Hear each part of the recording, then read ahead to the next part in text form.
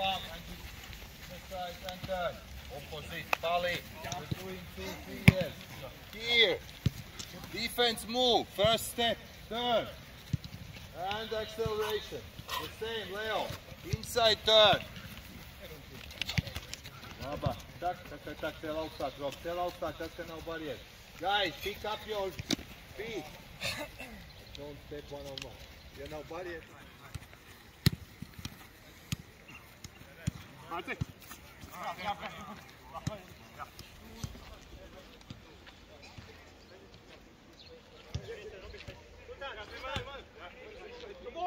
Inside, fall. Press.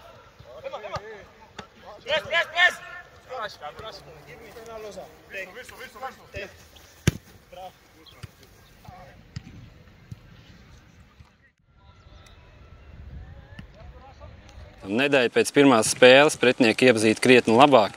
Var minēt, kam īpaši pievērsīsiet uzmanību viņa spēlē?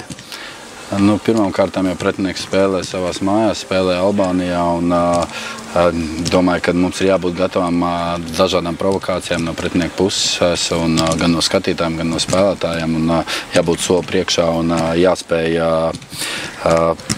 dot pretī tās provokācijas un jābūt tam gatavam, jo šeit Albānijā jau šodien treniņā saskārāmies ar dažādām likstām un dažādām problēmām, un tas vēl vairāk pierādīja to, kad ir jābūt gataviem lietām neordinārām, nestandarta no pretinieku puses. Var minēt kaut ko, varbūt zina par sastāvu izmaiņām pretinieku pusē?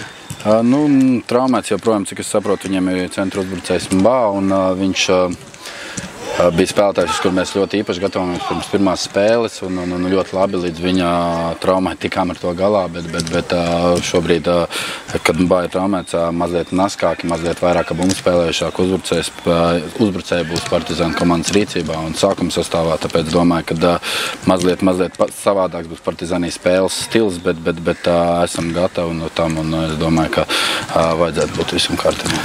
Pirmajā spēlē paši liedzām sevi izcīnīt uzvaru, ielaižot abus vārdus neveiksmīgās situācijās. Tavuprāt, vai puiši ir tikuši tam pāri, un vai koncentrācija rītdienas spēlē būs vajadzīgā līmenī? Es domāju, ka jābūt koncentrācijai rītdienas spēlē vajadzīgā līmenī, bet es domāju, ka esam tikuši pāri, bet divi neveiksmīgi vārti, bet vairāk bažas rada tieši otrā puslaika sākums un tās 15-20 minūtes, kuras bija tiešām bēdīgas. Esam izanalizējuši, šodien vēl par to vēlreiz parunāsim un rīt jau būsim gatavi spēlēt. Taktiku varbūt neminēsiet? Es taupīju, jāiet prom. Diemžēl mūs nodzina no laukuma, pretiniekiem sākās treniņš. Kāda būs rītdienas recepte mūsu spēlē un kādi ingredienti?